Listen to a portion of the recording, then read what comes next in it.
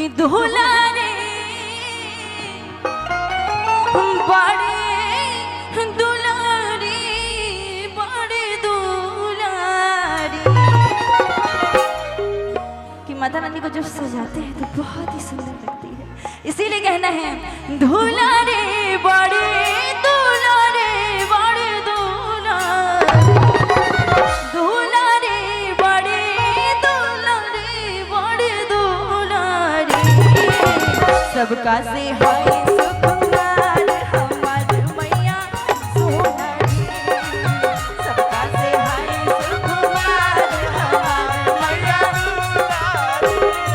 दुलारे बड़े दुलारे बड़े दुलारी दुलारे बड़े दुलारे बड़े दुलारी सबका से हाय सुकुमार हमार मैया सोनारी सबका से हाय सुकुमार हमार मैया सोनारी।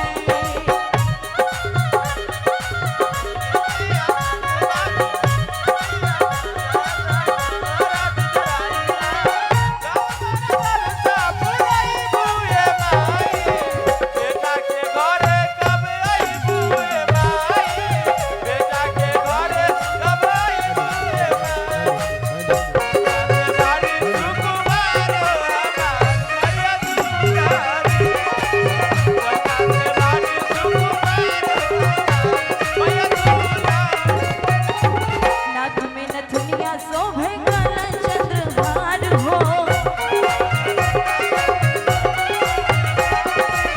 नाक में नथुनिया शोभे काला चंद्रहार हो बड़ा रूप लागे माई का 16 श्रृंगार हो चुनारी कैसे भैया थोड़ा मीठा मीठा बहुत ही सुंदर से। ऐसे तो सब शांत होके बैठ गए हैं, मुझे कुछ बोलने में भी डर लग रहा है, लेकिन फिर भी हिम्मत करते हैं और एक बार जयकारा लगा देंगे तो बहुत ही अच्छा होगा, नहीं लगाएंगे तो कोई टेंशन नहीं है।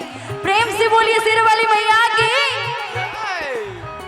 और भैया चुनरी